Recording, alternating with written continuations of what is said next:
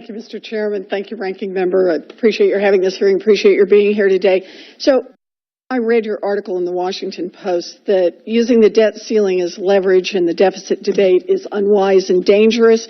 You also noted that the respect and admiration of the United States and its institutions inspire around the world are based on the certainty that when our nation makes a promise, we keep it.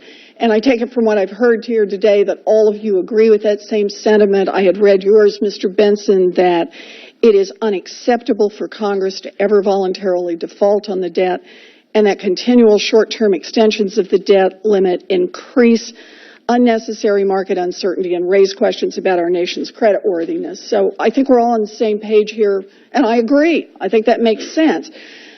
But here's my question. If the very prospect of a default costs us money and costs us our good name, I don't understand why we keep voluntarily raising the prospect of default with all these votes on the debt limit.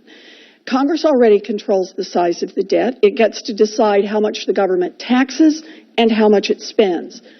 So don't you think it would be better if Congress replaces the arbitrary debt limit with the commitment that Treasury can borrow exactly as much as it needs to pay our bills? Mr. Keating?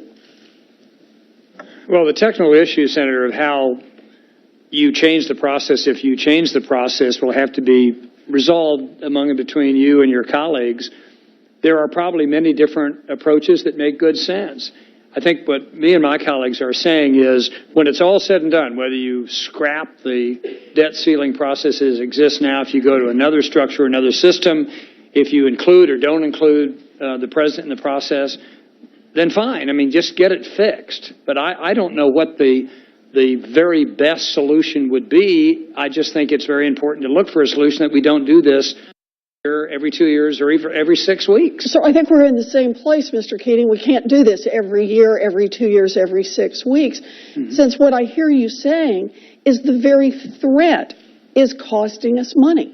It's costing us our good name in the marketplace.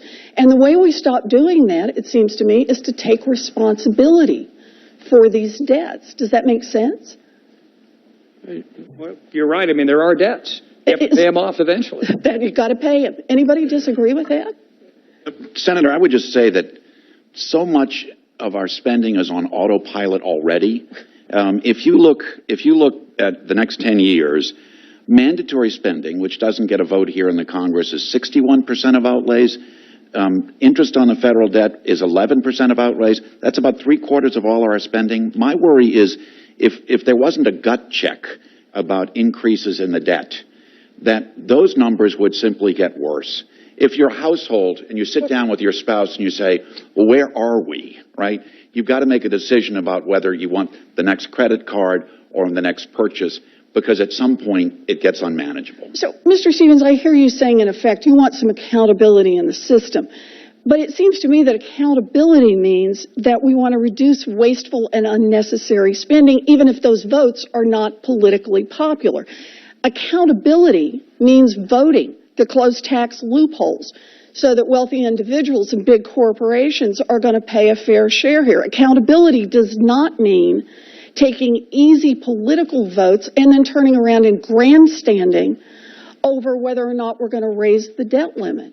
The way I see this, I appreciate your thoughts on this and the importance of our not voting over and over and over on raising the possibility that we are not going to pay our debts as they come due. You know, a U.S. default is the economic equivalent of a nuclear bomb.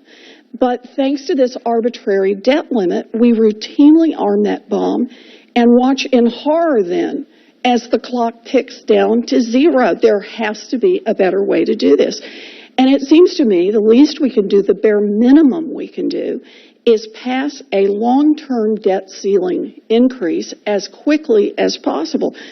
But really, I think we should take this option off the table. The United States should honor its obligations and pay its bills in full and on time, period. Anything else, I think you've made clear, hurts our families, hurts our businesses, hurts our country. Thank you. Thank you, Mr. Chairman. Senator,